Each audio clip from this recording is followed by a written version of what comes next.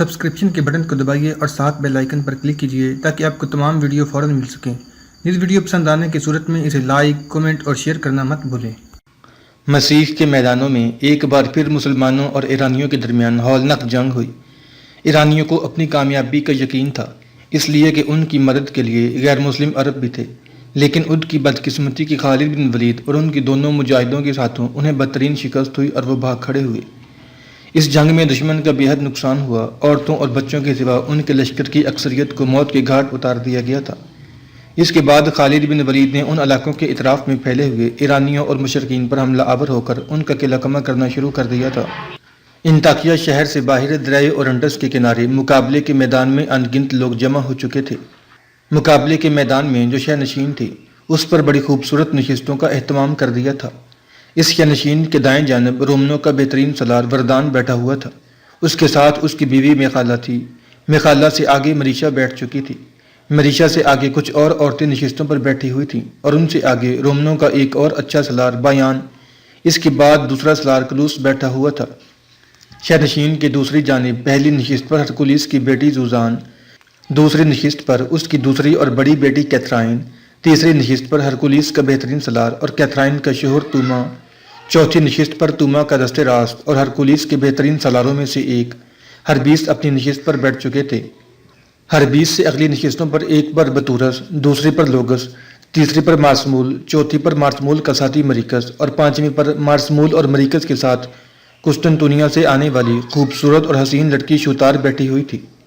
شہ نشین کے دائیں جانب جس نشست پر حسین اور خوبصورت مریشا بیٹھی ہوئی تھی اس سے چند نشستیں آگے وامس ابو الہول اپنے ساتھی اویلم بن خارج کے ساتھ بیٹھا ہوا تھا، اور ان دونوں کے ساتھ ان کے دوسرے بہت سے ساتھی بھی تھے جنہیں غلام بنا کر انطاکیہ لایا گیا تھا۔ سب لوگ شاید ہرکولیس اور اس کے بیٹے قسطنطین کے آنے کا انتظار کر رہے تھے۔ اس موقع پر اویلم بن خارج نے بڑی محبت اور بڑی اپنائیت میں وامس ابو الہول کو مخاطب کرتے ہوئے سرگوشی کے انداز میں کہنا شروع کیا: وامس میرے بھائی، مقابلے کے اس میدان میں جب ایک بار تم تیغ زنی کا مقابلہ جیت چکے تھے تو تمہیں وردان کی بیٹی مریشا کا محافظ مقرر کر دیا تھا۔ پھر آج اس میدان میں تمہارا مقابلہ کرانے کی کیا ضرورت پیش آ گئی، اور مقابلہ بھی ایک رومن لڑکی سے کرایا جا رہا ہے؟ میں سمجھتا ہوں یہ ہمارے لیے توہین اور حد تک کا مقام ہے۔ اویلم بن خارج جب خاموش ہوا تب وامس اپنا منہ اس کے کان کے قریب لے گیا اور کہنے لگا: ابن خارج میرے بھائی، یہاں تیری میری سنوائی نہیں ہوتی، اور پھر یہ بھی سوچو کہ ہم غلام ہیں۔ یہاں تک کہتے کہتے وامس رک گیا، اس لیے کہ اویلم بن خارج اپنا منہ اس کے کان کے قریب لے گیا اور کہنے لگا: میرے بھائی، غلام ہم ان لوگوں کی نگاہوں میں ہیں، ورنہ الحمدللہ ہم مسلمان ہیں اور ایک نہ ایک روز ان بدترین لوگوں کی غلامی سے آزاد ہو کر رہیں گے۔ اویلم بن خارج کے ان الفاظ پر وامس کے چہرے پر ہلکی سی مسکراہٹ نمودار ہوئی۔ پھر دوبارہ اس کے کان میں سرگوشی کی: یہاں کسی پر یہ ظاہر مت کرنا کہ ہم مسلمان ہیں۔ یاد رکھنا، اگر یہاں کسی کو ہماری مسلمان ہونے کی بھنک بھی پڑ گئی تو ہماری گردنیں کاٹنے میں یہ لوگ ایک لمحے کی بھی تاخیر نہیں کریں گے۔ دیکھو میں غلام ہوں اور یہ غلاموں کے ساتھ اپنی مرضی کا سلوک کرتے ہیں۔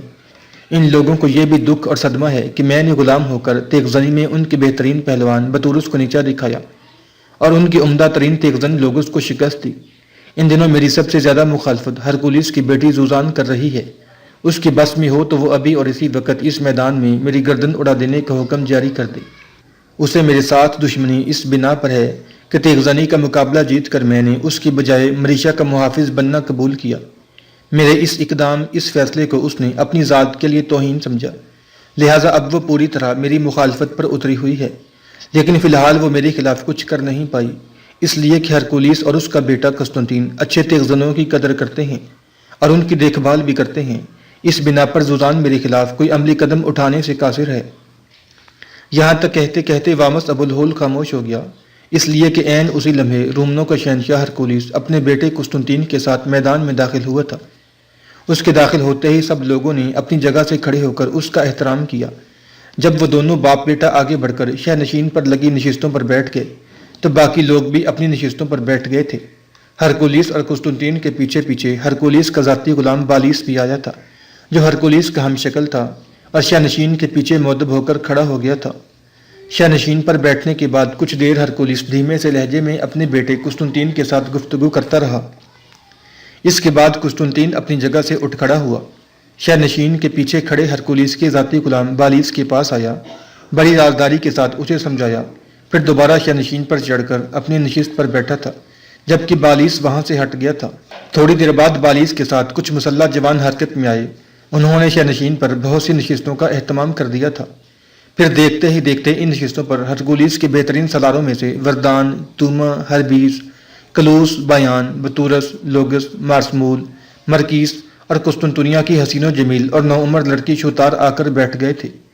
جب یہ سب ہرکولیس اور قسطنطین کے سامنے نشستوں پر بیٹھ گئے، تب کچھ دیر ہرکولیس اداس سے انداز میں ان کی طرف دیکھتا رہا، پھر سب کو مخاطب کر کے کہنے لگا، اگر تیغزنی کے اس مقابلے کا اہتمام پہلے سے متعین نہ کر دیا ہوتا تو میں یہ اہتمام نہ کرنے دیتا، اس لیے کہ مسلمانوں کی طرف سے ہمیں انتہائی بری خبریں مل رہی ہیں۔ کل جو قاصد آئے ہیں ان کے مطابق مسلمانوں کے بہت سے سالار صحرائے عرب سے نکل کر ہمارے اور ایرانیوں کے علاقوں پر حملہ آور ہو چکے ہیں۔ ان سارے سالاروں میں مسلمانوں کا ایک سالار خالد بن ولید اپنی جنگی کارروائیوں میں نمایاں اعلیٰ اور عرفہ ہے۔ جو مخبر مسلمانوں کے متعلق خبریں لے کر آئے ہیں ان کا کہنا ہے کہ مسلمانوں کے اس سالار نے ایرانیوں پر حملہ آور ہو کر ان کی طاقت اور قوت کی کمر توڑ کر رکھ دی ہے۔ ہیرا کے علاوہ ایرانیوں کے بہت سے شہر اس نے فتح کر لیے ہیں۔ جو ایرانی لشکر اس سے ٹکرایا اسے اس نے پاش پاش کر کے رکھ دیا۔ بڑے بڑے ایرانی سالار جو جنگ کا تجربہ رکھتے تھے، مسلمانوں کے اس سالار خالد بن ولید نے اس کی پیشانیاں شکست اور ذلت سے داغ کر کے رکھ دی ہیں۔ اب میرے مخبروں کا یہ کہنا ہے کہ ایران کے علاقوں سے فارغ ہو کر اندیشہ ہے کہ مسلمانوں کا سالار خالد بن ولید اپنے لشکر کے ساتھ فراز شہر کا رخ کرے گا۔ یاد رکھنا، فراز وہ شہر ہے جہاں ہماری اور ایرانیوں کی سرحدیں آپس میں ملتی ہیں۔ اگر اس شہر پر بھی مسلمانوں کے اس سالار نے قبضہ کر لیا تو یاد رکھنا ہمارے لیے چاروں طرف سے خطرات امڑ پڑیں گے۔ ایرانیوں کی کمر تو وہ سالار پہلے ہی توڑ چکا ہے۔ فراز کو فتح کرنے کے بعد وہ یقیناً ہماری سرزمینوں کا رخ کرے گا۔ جو کھیل اس نے ایرانیوں کی سرزمین پر کھیلا ہے، میں سمجھتا ہوں اس سے بھی بدترین کھیل وہ ہماری زمینوں پر بھی کھیلے گا۔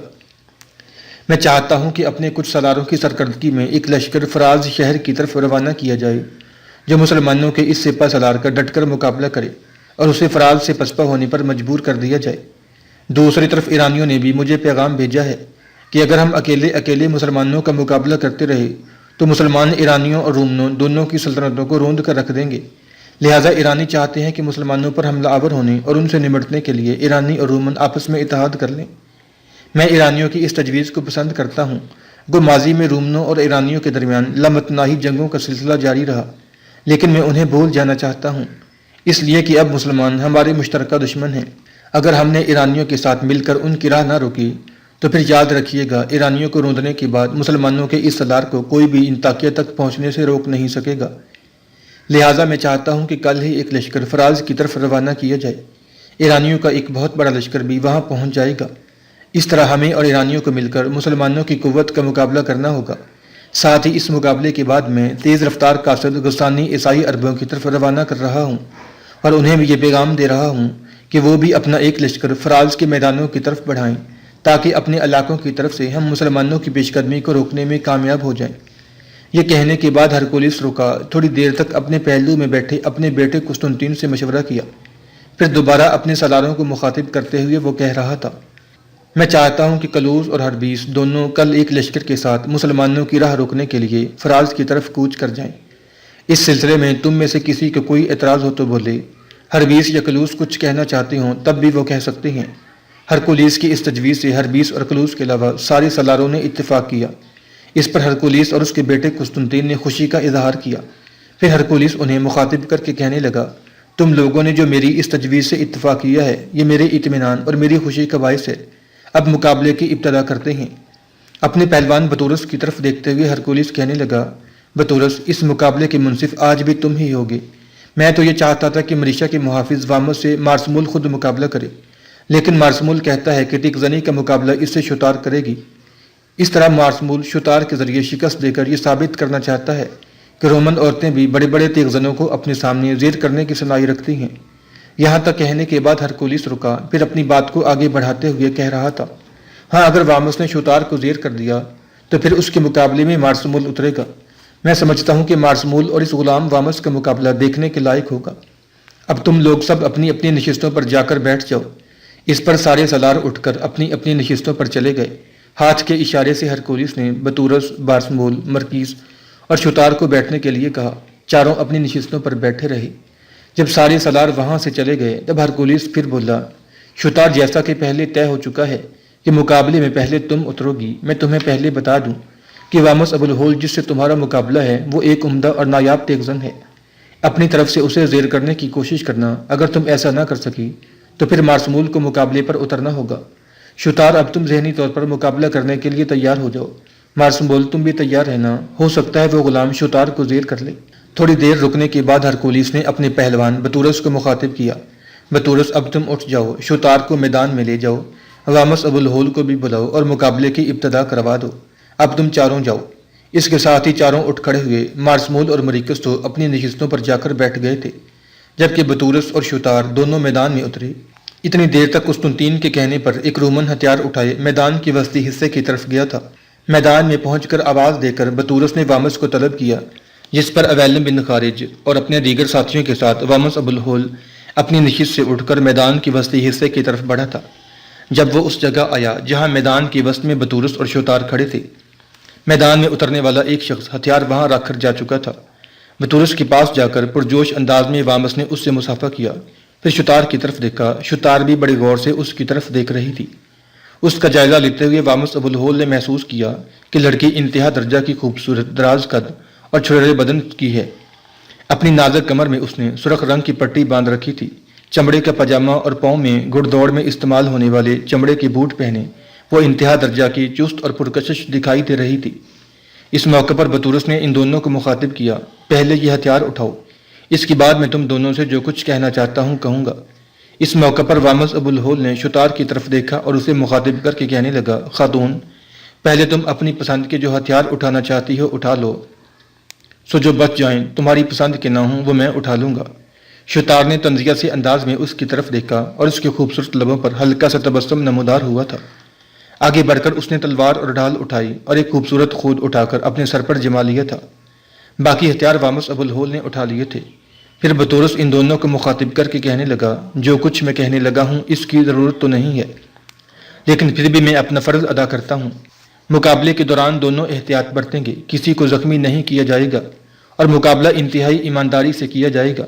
اس کے علاوہ، یہاں تک کہتے کہتے بطورس کو رک جانا پڑا، اس لیے شتار اسے مخاطب کر کے کہنے لگی، اس کے علاوہ تمہیں کچھ کہنے کی ضرورت نہیں ہے۔ ساتھ ہی اپنی ڈھال اور تلوار سنبھالتی ہوئی پیچھے ہٹ کر کھڑی ہو گئی۔ دوسری طرف وامس نے بھی اپنی تلوار اور ڈھال پر اپنی گرفت مضبوط کر لی تھی، یہاں تک کہ بطورس پھر بول اٹھا، جو ہی میں اپنا ہاتھ فضا میں بلند کروں تم دونوں مقابلہ شروع کر سکتے ہو۔ بطورس کافی پیچھے ہٹ کر کھڑا ہو گیا، پھر جو ہی اس نے اپنا ہاتھ فضا میں بلند کیا، شتار چند قدم آگے بڑھی، وامس کے اتنا قریب ہوئی کہ وامس اگر تلوار حرکت میں لا کر وار کرے تو اس کی تلوار اس تک نہ پہنچے۔ پھر اسے مخاطب کر کے شتار کہنے لگی، میں نے سنا ہے کہ تم غلام ہو، تمہیں کیا مصیبت پڑی تھی کہ تیغزنی کے اس مقابلے میں اترتے؟ دیکھو یہ کھیل ویران اندھیری راتوں میں آندھیوں کے مہیب جکڑوں کا سا ہے، تاریکی کے آنچنوں میں گردوں پر کمند ڈالنا پڑتی ہے، بکھرے لمحوں کے غبار میں موت کے سمٹے پروں پر رقص کرنا پڑتا ہے۔ شتار جب خاموش ہوئی تب ہلکے سے تبسم میں وامس نے اس کی طرف دیکھا، پھر نرم لہجے میں کہنے لگا، بی بی تو چاندنی کی بارش کرنوں کی پھوار جیسی حسین ہے، شیشے میں بند چمکتے موتیوں سی خوبصورت ہے، سر و قد سراپا جمال ہے، تجھے کیا مصیبت پڑی ہے کہ تیغزنی کا مقابلہ کرتی پھرے؟ تجھے تو چاہیے تھا کہ کسی کے قلب و شعور میں اتر کر اس کا گھر آباد کرتی، چاندنی کا پرتو بن کر کسی کے شبستان کی رونق بن جاتی۔ بی بی تیغزنی کا مقابلہ سنگین حصار جیسا، سخت بجلیوں کی کڑک، طوفانوں کے زور، ظلمت بھری موجوں جیسا اندیشوں سے بھرپور ہے۔ ان مقابلوں کے درمیان اگر تو کبھی ناموس کے کسی دشمن، عصمت کے کسی خائن آبرو کا لہو پیتے کسی بھیڑیے کے ہاتھ لگ گئی تو عمر بھر کے لیے اپنے آپ کو داغدار کر لو گے۔ دیکھو عورت کا اپنا ایک مقام ہے، اور پھر عورت کے ناموس، اس کی زیست کا ساحل، اس کی عصمت، اس کی حیات کا نایاب گوہر، اس کی آبروئے حیات کے اجالوں کا سرور ہے۔ جب عورت اس سے محروم ہو جاتی ہے تو عورت نہیں، بے شرمی اور بے حیائی کا پیکر بن جاتی ہے۔ سنو بی بی۔